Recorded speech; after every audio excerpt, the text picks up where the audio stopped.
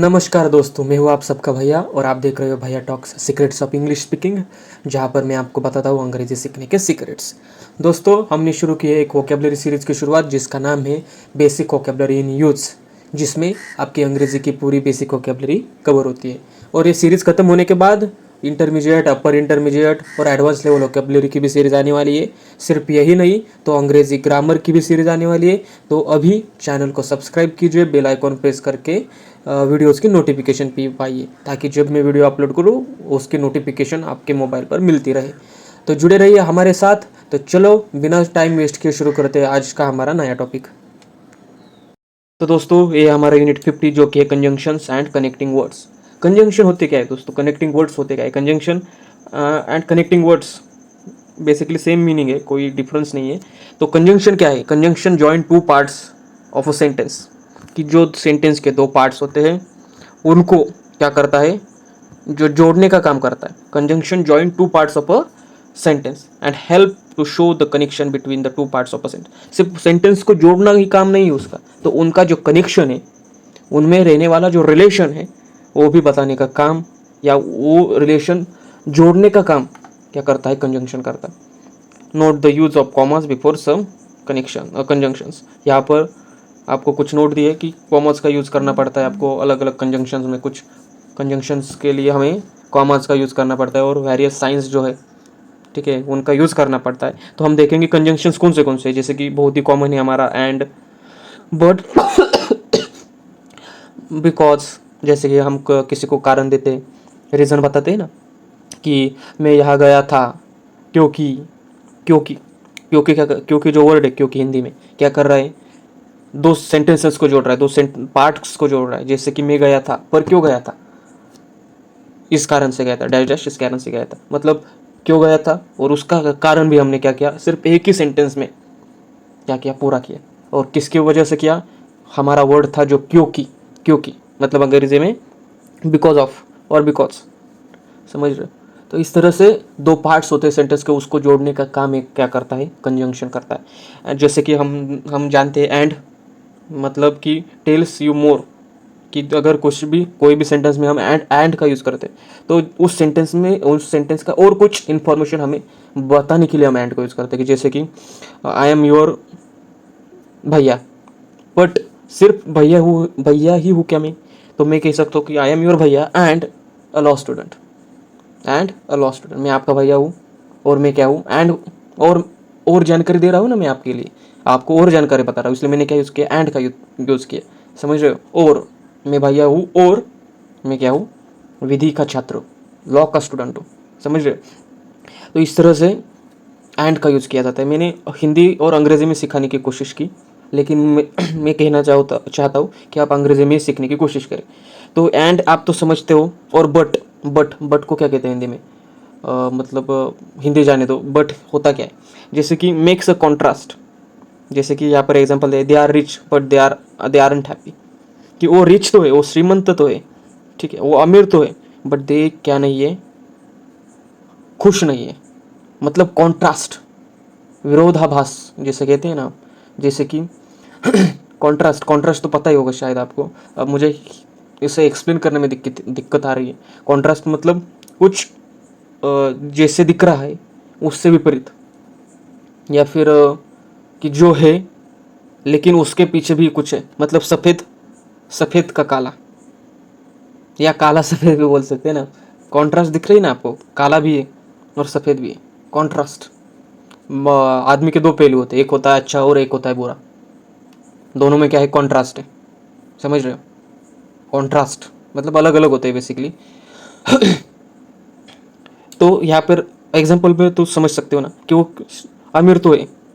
हम जैसे भी हम अमीर की कोई व्याख्या करते हैं तो हमें दिमाग में आता है कि यार बहुत ही पैसा है, बहुत ही खुश है, जो पाए जो चाहिए वो मिलता है। लेकिन उसमें भी बट अब हमारी ये जो व्याख्या है, but they aren't happy, they are rich but, वो अमीर तो है पर, हिंदी में पर कहते हैं ना, बट पर दे आरंट हैप्पी, वो क्या नहीं है, खुश नहीं है, समझ रहे हो। तो बिकॉज जैसे कि हम कोई रीज़न बताते कि कारण, कुछ घटने के पीछे का जो कारण होता है, जो रीज़न होता है, वो हम बिकॉज से बताते। दो सेंटेंस तो समझ रहे हो ना कैसे कि बिकॉज कैसे दो सेंटेंसेस यूज करता है, आंसर द क्वेश्चन वाई। जैसे कि वी वेंट होम बिकॉज, हम घर गए, पर क्यों गए, बिकॉज। समझ रहे हो, वी वर टायर्ड, समझ रहे हो। सो मतलब कि tells you the result. We went home early so we missed the end of the concert. कि ये भी क्या होता है, रिजल्ट बताता है कि क्या हुआ भाई, हमने ऐसा किया लेकिन ऐसा हुआ रिजल्ट। सो जैसे कि हम घर गए, जल्दी घर गए, पर इससे क्या हुआ, सो पर इससे क्या हुआ, we missed the end of the concert. हमने कॉन्सर्ट का जो एंड था, जो अंतिम भाग था, अंतिम कुछ क्षण थे, वो हमने क्या किया, मिस किए। सो रिजल्ट बताता है, टेल्स यू द रिजल्ट। फिर है when, answer the questions when और एट व्हाट टाइम। मतलब we went home when it started to rain, कि कब गया तुम, वेन और एट व्हाट, कुछ इस तरह के से इस तरह के जो कुछ क्वेश्चंस होते हैं, आंसर द क्वेश्चंस वेन और एट व्हाट टाइम। वेन से शुरू होने वाले, या हॉट हॉट से शुरू होने वाले, या हॉट टाइम की कुछ उस समय। आप एग्जांपल ही देखो, वी वेंट होम, हम क्या कर गए, हम घर गए, when it started to rain, कि जब बारिश शुरू होने लगी, समझ लो, या बारिश शुरू हो गई, बारिश शुरू हो गई। बिफोर एंड आफ्टर कंजंक्शंस, समझ लो, answer the questions what happened first, before, after. Before मतलब कि what happened first, and after मतलब व्हाट हैपेंड लेटर। बिफोर मतलब व्हाट हैपेंड, मतलब पहले क्या हुआ, मैंने ऐसे ऐसे देखा था, लेकिन पहले ये डैश डैश डैश हुआ था। समझ लो, पहले किससे जुड़ेगा, बिफोर का यूज़ कैसे किया हमने, कि dash dash dash happened, but before that dash dash dash dash was happened. Before, after, I go to class, ठीक है, I go to class after my breakfast, मतलब मैं ब्रेकफास्ट के बाद क्या करता हूँ, कॉलेज को जाता हूँ। समझ लो, बिफोर आफ्टर मतलब बिफोर क्या, किस क्वेश्चन का आंसर देता है, what happened first, and after किस क्वेश्चन का आंसर देता है, व्हाट हैपेंड लेटर। समझ रहे, we went home before the concert ended, हम घर गए before the concert end, concert खत्म होने से पहले हम घर गए, बिफोर, इस तरह पे से बिफोर का यूज़ किया है। And we went home after the singer sang his first song. समझ, मतलब हम घर गए, पर कब, आफ्टर, उसके बाद, किसके बाद, the singer sang his first song, कि उसने जब उसका जो फर्स्ट सॉन्ग था वो क्या किया, सिंग किया, मतलब कि गाना गाना गाना गाना। अल्दो और दो सेम मीनिंग होता है basically, tells you something is surprising. We went home although, though और though, we did not really want to. जरी, जैसे कि हम हिंदी में तो मुझे नहीं पता अल्दो दो का मतलब होता है, लेकिन मतलब कि हम वैसा करना नहीं चाहते थे। वी वेंट होम, अगर हम घर भी गए हो तो हमें उस घर जाने को मन नहीं था, मतलब इच्छा नहीं थी, इस तरह से अल्दो दो का यूज़ कर। हम घर गए पर लेकिन हमें जाने की क्या नहीं थी, इच्छा नहीं थी, या हम नहीं जाना चाहते थे, इस तरह से अल और दो का यूज़ किया जाता है। इफ़, इफ़ क्या है, make a condition, we will go home if you are tired, मतलब मेक्स कंडीशन, एक कंडीशन बताता है इफ़, ठीक है। We will go home if we are tired, हम कब घर जाएंगे, जब हम टायर्ड हो गए। समझ रहे हो, कंडीशन है यहाँ पर, कुछ कंडीशंस बताई जाती है इफ़ में। अदर कनेक्टिंग वर्ड्स देखेंगे हम, जैसे कि ओनली है, says something is more smaller और लेस देन यूजुअल, ओनली। समझ रहे हो, जैसे कि he sleeps only 3 hours every night, मतलब कि वो सिर्फ क्या है, 3 घंटे ही सोता है, ओनली। समझ रहे हो, ही स्लीप्स ओनली, कनेक्टिंग वर्ड है। Even says something is surprising और अनयूजुअल, एवरीवन कुछ सरप्राइजिंग है और अनयूजुअल, मतलब कि कुछ जो हमेशा करता है वैसा नहीं है, अनयूजुअल है। Says something is unusual, everyone मतलब कुछ आश्चर्यचकित है या फिर कुछ कि नॉर्मल नहीं है basically. Everyone was on time for the meeting, even Pat who's usually late, कि सब टाइम पर आए थे।